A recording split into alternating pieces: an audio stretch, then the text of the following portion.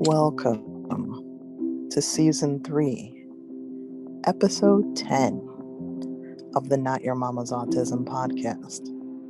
I'm Loladada Ali. In our last episode, I spoke with an internationally recognized attorney self-advocate who spoke to me about a range of topics, including when she became a budding self-advocate in her teens. In this episode, we tie themes of that budding early self-advocacy to the present day in a new generation of autistic girl.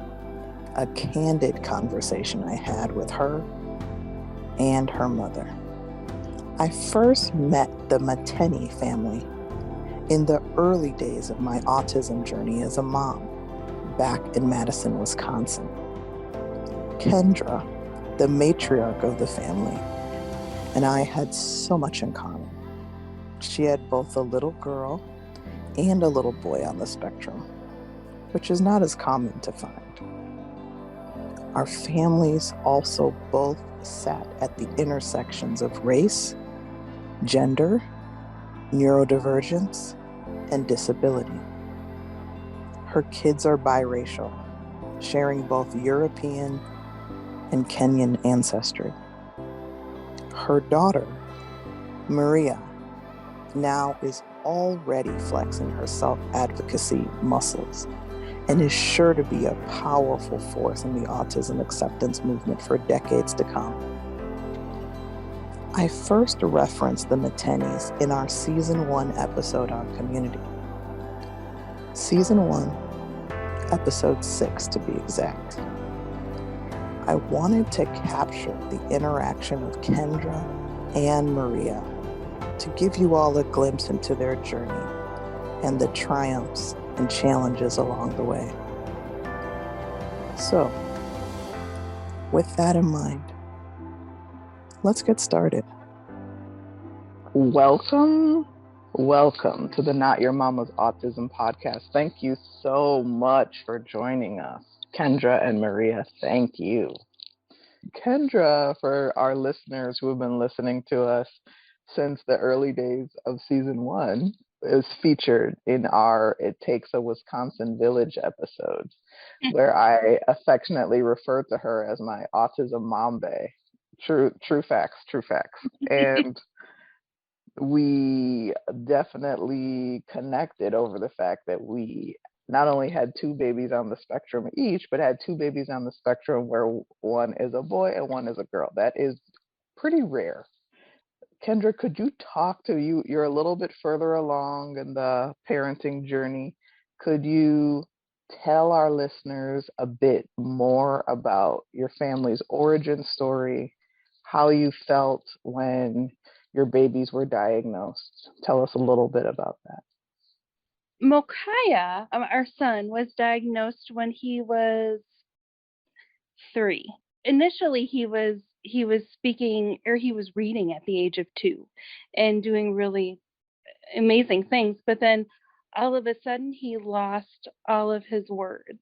And so we had him tested, and he was diagnosed as on the autism spectrum, which we didn't know very much about at the time. And I remember when I went to college, I was in child psychopathology and learning about conditions in childhood. And I remember learning about autism and thinking, gosh, that would be the hardest condition to have your child have as a parent, because it always said that children on the autism spectrum lacked connection with others. And I remember thinking when I was in school that that would be really difficult. So then going back to when Mokai was diagnosed, we were kind of at a loss, and going through birth to 3 and trying to learn as much as we could about autism and therapies and treatments, and trying to get him to where he was last to regain all of his words and be able to speak again. And then Maria, our kids are only 15 months apart, And around the age of 3, Maria wasn't responding to her name. So we weren't sure if she was just taking on traits that she was seeing through Mokaya, or if she was also on the spectrum. And so we reached out to the school and had her tested as well. Initially, it was hard to find any services. Reached out to the Autism Society in our local area, and they never called back, just to find some connection, because it was so isolating. You'd go to the store. I'd tell the kids I would go to the store and they'd be in their 2-seater strollers, and Mokai would be in the back because otherwise you couldn't get through the door because he would block the door. He would reach out his arms and his legs and scream and cry. And then so I'd put Maria in front, but then Mokai would start to grab at her. And so she would be crying, he would be screaming, and I would be just scooping things off the shelves into the basket underneath, and everybody staring at us going, what is going on with those people?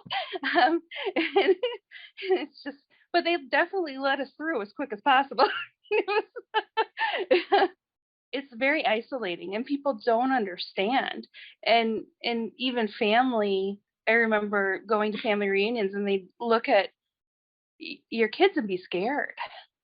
They're like, is it okay to step close? Is it okay to be close? So it's just, even your main supports, it's just so isolating. You have really gone through this journey with a level of grace and humor that I have since picked up on, and I am hopefully pouring into others the way you have poured into me. And you recently just told me about how Maria wanted to learn more about her origin story, if you will, from a diagnostic standpoint. And Maria, do you mind telling our listeners a little bit about, now being 12 years old, looking at your medical records and seeing where you are now versus maybe what the doctors thought of you then? I see it as everybody is looking at you from a distance and just observing you. And some of the things that they were made, it was very rudely stated, and some of the things were things that normal children did too. They just thought it was odd that I did it.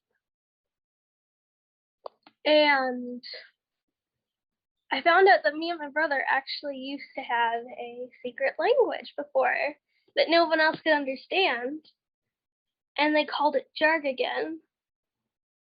It was quite odd looking at it from a medical standpoint because it felt wrong looking at yourself from a bunch of records, and it felt odd because I was so different than I am now. So tell us a little bit about that. Give us an example of how it felt odd, kind of juxtaposing where you are now to where you were then. They described it like I wasn't human, which felt kind of odd because I am, and we're all human, but they described it like they were a researcher, and I was just something, a figure, something on paper. And that's why it felt odd. It felt like they thought you weren't human, or that they thought they were a little bit better than you.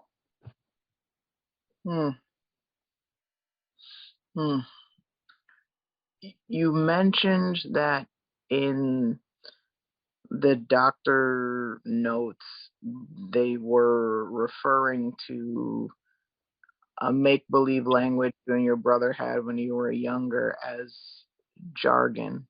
Could you tell us a little bit more about that?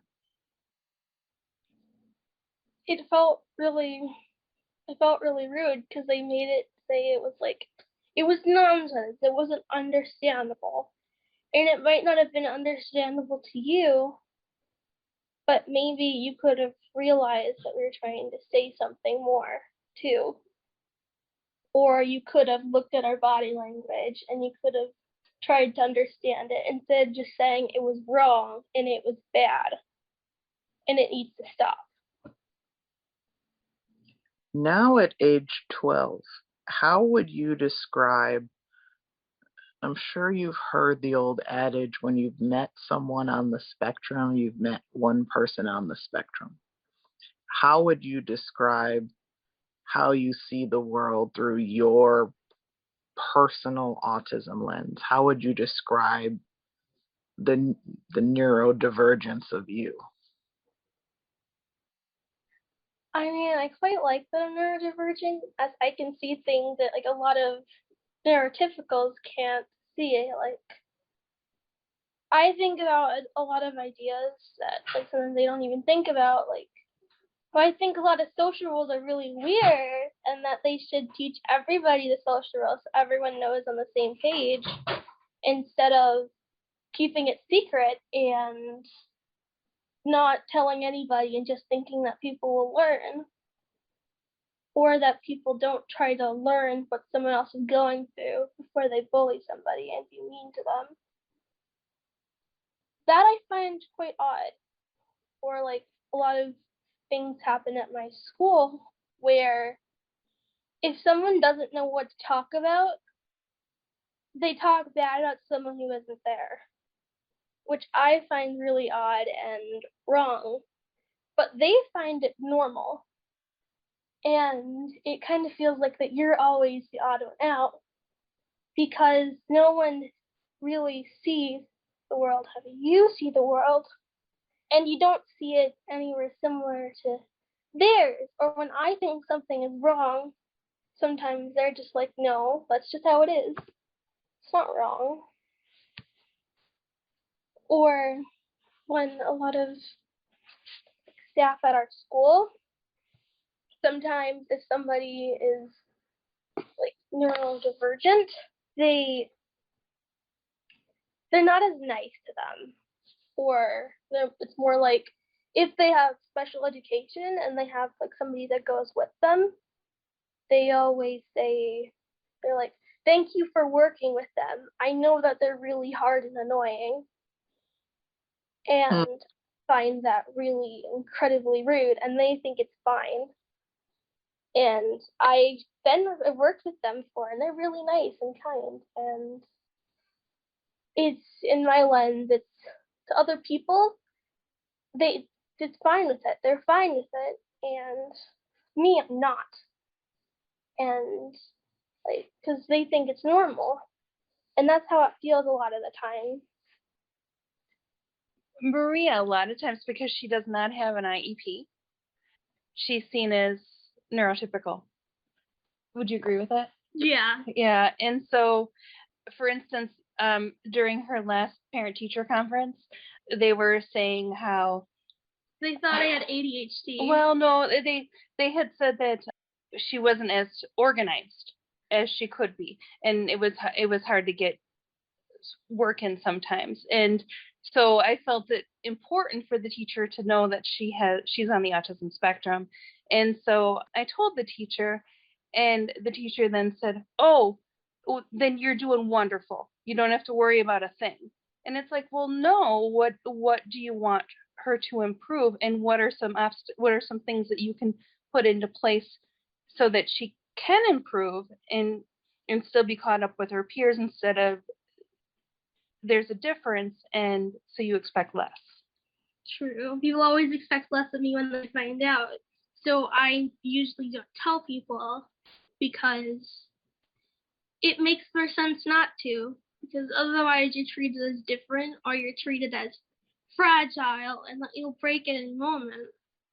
Or people think that you're weird and that you can't do anything and that you're not like them and they're mean to you. Or when people suddenly start acting like that they're heroes just because they're being nice to you. Mm-hmm. Yeah. And so a lot of times Maria is paired with kids that have IEPs. And so that's when some teachers have thanked her for working with the peer, not realizing that Maria also has a quote unquote disability or a learning difference. And so it kind of cuts her as well. So it's really rude that people even think that about somebody. And when they have no idea how they think. And my teacher even told me herself, she was like, I thought I knew everything about what was going in everybody's head. And I learned that I didn't. Yeah. Because the Maria had done her shorts as part of a project about what was it, a pride project, or what was it again? No, it wasn't a pride project. It was a what? It was like an autism project. It was about passion project, yeah. And so Maria, her passion is teaching other people about autism and how to treat other people with respect. And so the teacher was like, gosh, I thought I knew everything that was going on in everybody's head, but you taught me that I didn't know everything about everybody. Maria, tell us about your self-advocacy work. When did it start? It sounds like you've already been through some significant life events that kind of birthed this, but tell us about that story. Before, I thought I couldn't really do anything. I thought that I couldn't really change too much. And I wanted to, and I didn't. I thought this was the perfect chance to do something and try to change something. And especially after I was wondering what I was going to do for the project, and then I started thinking about what I could do, and I thought autism, and I was like, that would be fun, and it would really make a difference. And then I looked back at all my experiences, and I thought, yeah, that can really make a difference. So tell us about some of the work you're currently doing and the dreams you have for yourself in this space. I was going to think about making some more short clips, and not really doing anything too much currently. So, but my dream is to either become a criminal psychologist for the FBI or a special education teacher to make sure that everybody gets treated with respect and that these things don't happen and people don't get called like things the teachers say, and people don't get treated as less than just because they're disabled or they're autistic or they're neurodivergent. People don't get treated as less than or worse. What advice would you give parents that are looking to raise self-advocates? Because you've done a pretty damn good job. Oh. encourage your kids to speak their truth and not be ashamed of it and be proud of who they are. Just encourage self-awareness and pride in themselves. Yeah. We're still working on that and in being able to speak up for yourself, not be ashamed of who you are. Can you walk me through both your children's, but particularly Maria's journey, because we don't hear enough from female self-advocates and especially female advocates of color, and I'm hoping she can continue to be the force that she is in order to speak her own truth, like you just said. When did you start to see that Maria could not only handle herself, but had the propensity to be an advocate? When did you first see it? Like when you were in the ABA therapy centers with her, when did you start to see that potential? Since conception.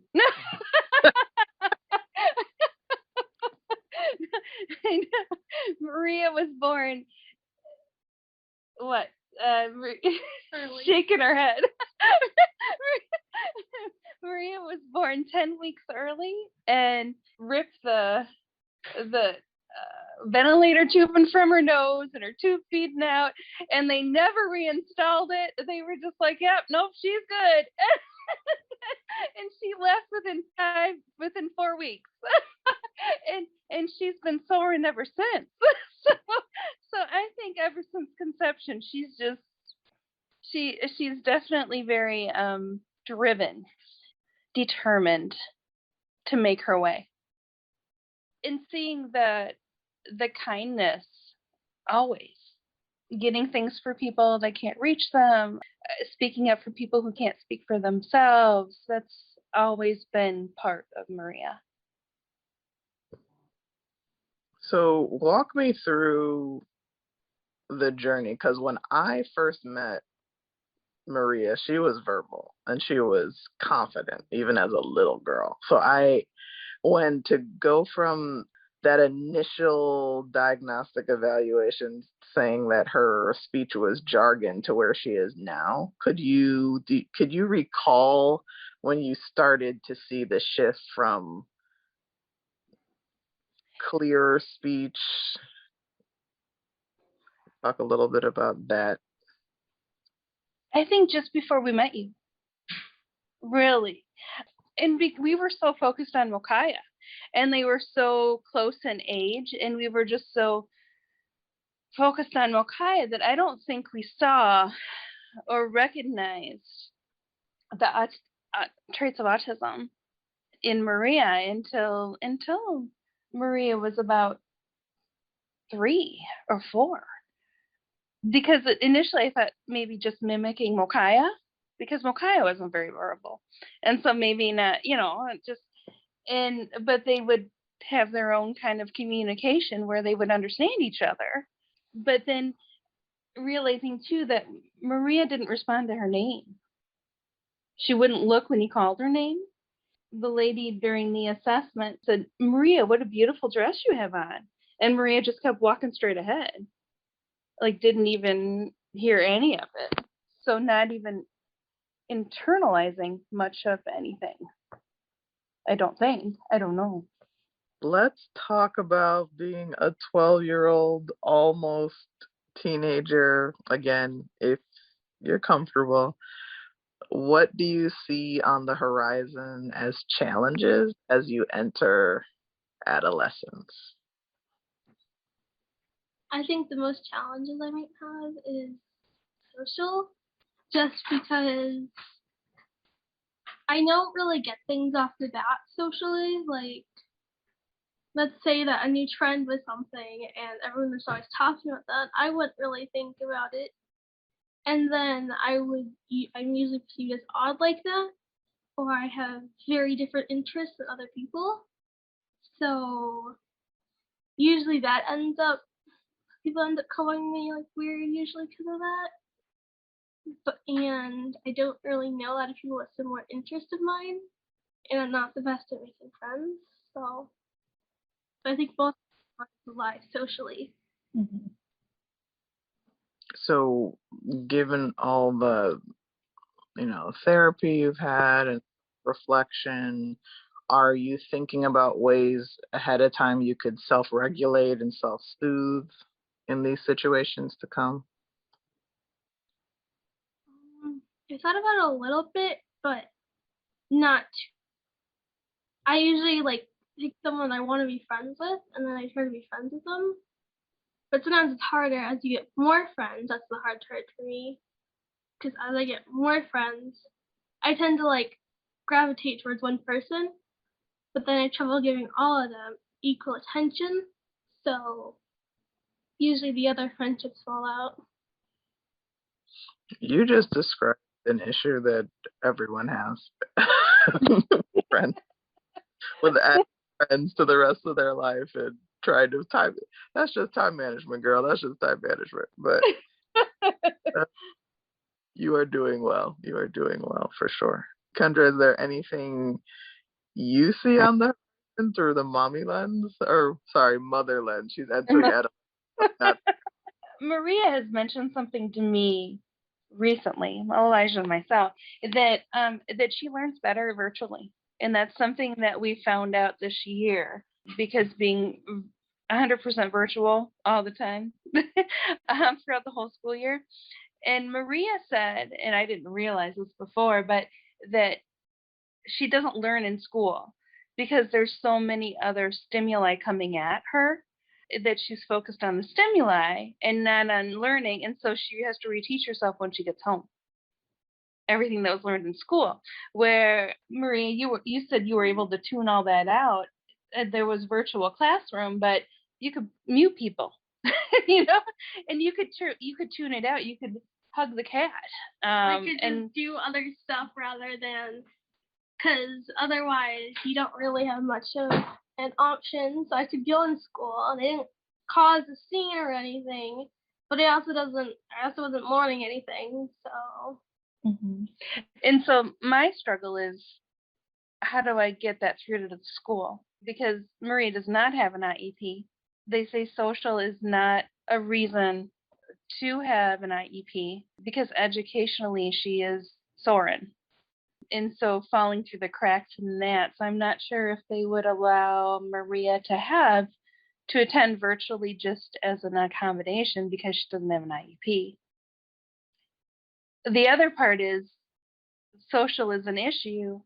So do you limit social that way or do you encourage social more? That's kind of the toss up where I'm at, this current struggle I'm at with Maria. Or I should say Elijah and I are at. Mm-hmm. Trying to figure that out. So you would say, Maria, walk me through, if you can, February, March of last year, Americans are finding out about this brand new disease that the world hasn't seen before, and we haven't had a similar situation to this before, 100 years prior. So very few people are alive to tell us what to do. So walk us through your then 11-year-old eyes, how you processed what was happening in real time, if you don't mind. Well, I was looking more at the news when I found out there was a pandemic, and I was surprised that the school didn't talk about it. They didn't say anything about it until March when they went into lockdown. And the only thing that our school had us do was sanitize our Chromebooks, but that was it. And so when March came around, and then we went virtually, and I was like, wow, this is a lot easier. So it was a lot easier for me to transition, and probably for most people. But it was hard to just to talk to people and keep my friends, because I didn't see them. So because now she talked about losing all those sensory tools that she had to refute the sensory intrusions at school because she didn't have to use them for a year, and now having to relearn those and being, oh crud, I don't know if I can get those back and how long it'll take to get those back. Mm-hmm. Are you in some type of therapy now? Yes, I am. The hard part is I forgot how to do them, and I forgot to consciously do them, because I can not consciously do them, but your tools. Yeah, and usually that leads to a shutdown because I try really hard not to in masking. Yeah. Maria's right now in KGH. How many hours a week? 1. 1.5? 1 hour? Just 1. 1 hour a week, and then also OT through CI for 1 hour a week. And they're both virtual. So those are the ways in which you're trying to learn those sensory tools kind of over again? Not yet. No, I not really because they like some of them I just automatically use and I never really thought about it, and others and I have to think about it, and those are sort of lost. But the ones that I don't really have to think about, not really, because it sort of just comes with masking. So, Mm-hmm. and I know how to mask very well. And Maria recently went through this phase where she's like, I don't need treatment.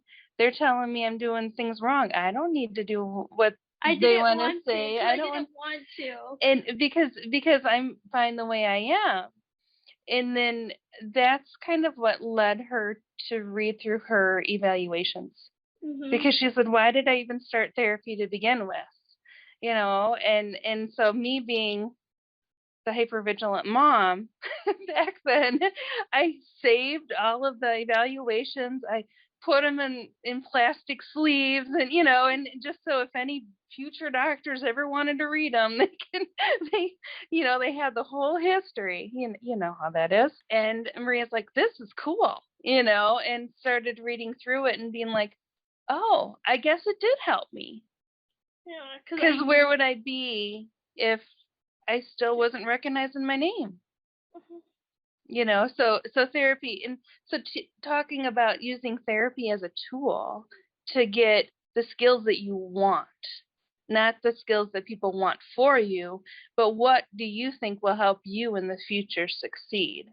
Because it's all about, I tell her, it's all about you. Because I remember and what you want. I remember before, like when other people chose it, I didn't want to work on it, and I thought, well, I'm probably not going to use this, and I already know how to do half of this, and now you're just telling me exactly what I know.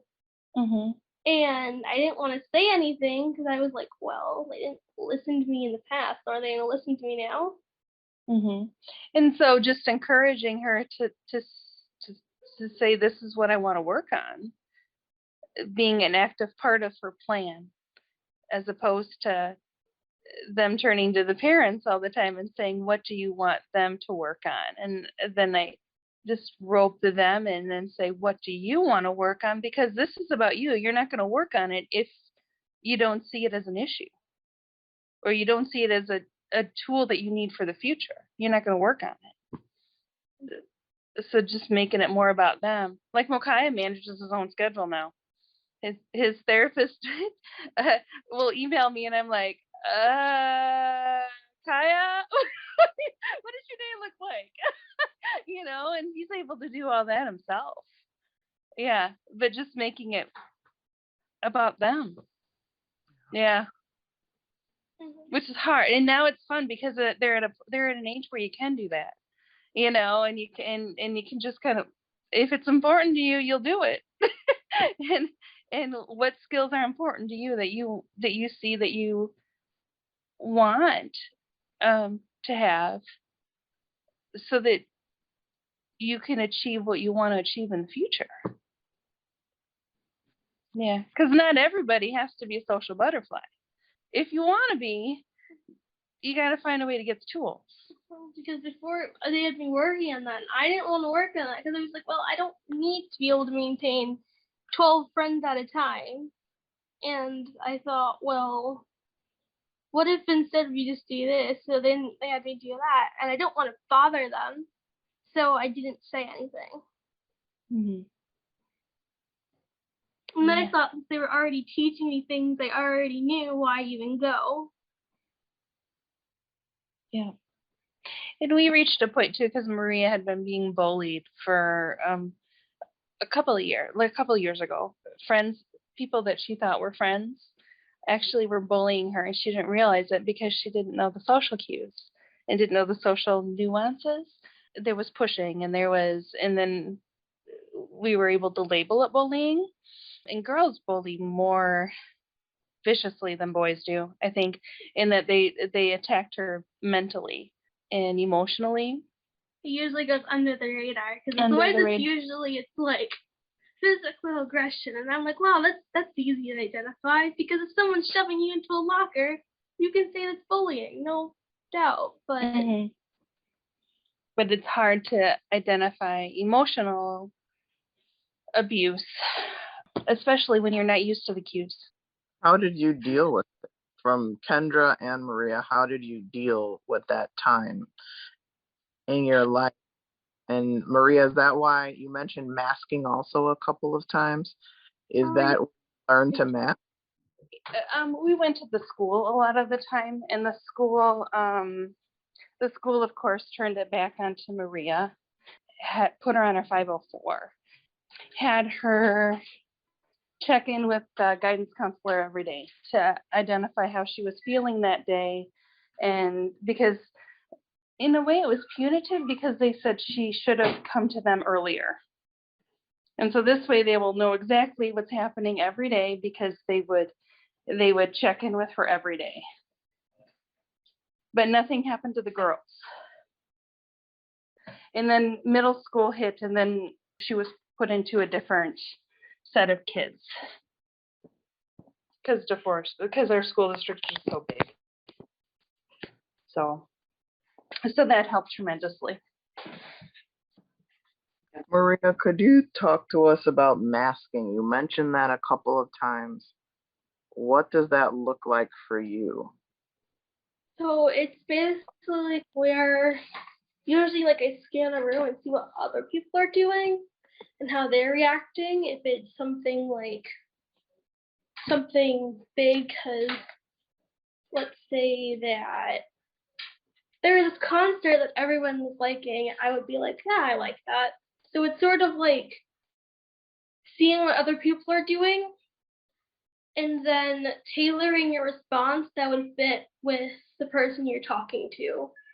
And you're still being yourself, but you make sure that the response would fit, even if it's not what your first thought would have been, or your second thought, or just what you would have thought at all, unless you were thinking about what would be normal.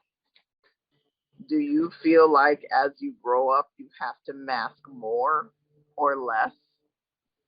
And why? I think more, because people start to expect more from you, and as you get older, if you ever get a job, you have to do more, and you can't just start talking about your special interests if you have to be working. You can't start like making what some people would call a scene. Like if you like flap your arms or anything, you cannot do that at the office. There's a lot more things that you can't do that can be really helpful. And some employers won't make accommodations for you, even though they're legally supposed to, they don't. And those things, along with trying to even get the job, because a lot of people usually they have these preconceived bias, and if you say that you're autistic, you might not get the job. Even if you were one of the best candidates, you might not get the job just because you're autistic. And it's illegal, but it still happens because you can't disprove it. If you don't want to work for the FBI or become a special ed teacher, it sounds like you could become an attorney. I'm just throwing that out there as an option. How do you cope with that, knowing as you grow up, knowing that you feel like you have to mask more? Well, I still do mask, but it depends on the space. Like I do it everywhere, just because it's a little bit easier sometimes. And usually I just turn it down to the level I mask.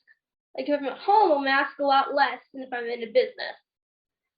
And I'll tailor up responses to said place. And it gets easier the more you do it, is what I've found, to the point where I don't even know I'm doing it sometimes, and yet I'm doing it. How does that make you feel, knowing that you're now at the point where it's almost involuntary, you're masking? Because masking, it's something you have to do, but I don't feel bad about it, because it's something I do have to do sometimes. But I also try to do it as little as possible, because I want to be the real me most of the time. How would you talk to parents, talk to other kids on the spectrum, teenagers on the spectrum, on being your best authentic self? If you are a parent, don't look down on your kid if they do something in public, and even if they're fidgeting and they might not look like everybody else, it's not wrong. It's not bad. And they could just be doing something to make sure that they don't have a meltdown or a shutdown or so that they feel good. It's not always bad. Different isn't always bad, is which I've found in a lot of that work where they say, don't let your kid do this, it's going to ruin their future. And to the kid, I would just say, be yourself. If someone's going to accept you, they'll accept you when you're your most authentic self. Otherwise, they're usually not worth wasting your time on. Kendra, I just want to ask you, how do you feel when Maria is telling you that as she grows up, she feels like she will have to mask more in order to get a job or keep a job? Because I think everybody should be accepted, and everybody is different in so many ways. In a way, and maybe this is wrong of me, but I think a lot of us mask here and there just to kind of get through the day. So in a way, I think it's a coping skill that many of us use, not just people on the autism spectrum. Sad that many of the people on the autism spectrum feel like they need to use it much more than people typically use it. But it is really difficult for a lot of people, not just people that have a disability, to get employment and to be accepted, and to Maria wants to tell me something here. Masking is a specialty term for neurodivergence because of the degree and how much we do it. Neurotypicals may fake something and they may just say, oh, I like that stuff, but that's not masking. Masking is a special term because of the degree and how often we do it. So you don't mask. Okay. Only like really neurodivergence. That's the only time the term is used. Okay. Thank you for letting me know. Sorry for that. No. We all learn. Yeah. So, I think it's sad that it needed to be used so much, or felt like it's needed to be used so much. Whew. Maria. I get schooled too. I get keeps me on the straight and narrow.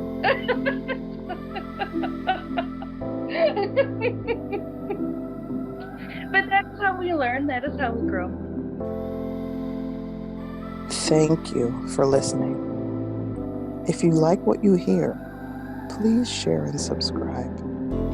For those of you who are interested in how this podcast came to be, please check out season 1 of this podcast. We plan on providing you a bonus episode, and then we will be going on hiatus for the remainder of the year. We need a breather to take stock of all that has transpired in 2021. Give thanks and enjoy a season of rest. We cannot even begin to thank you for your continued support of our podcast. See you soon. Not Your Mama's Autism podcast is hosted and written by my mom, Lila Dada Ali, and it's also co-written and produced by me, Fella Ali. My dad, little sister Alero, and I are all occasional contributors. My dad, Tosin Ali, also helps produce sometimes. Big thanks to my aunt, Williams Ollie, who did our graphic design. See you guys soon.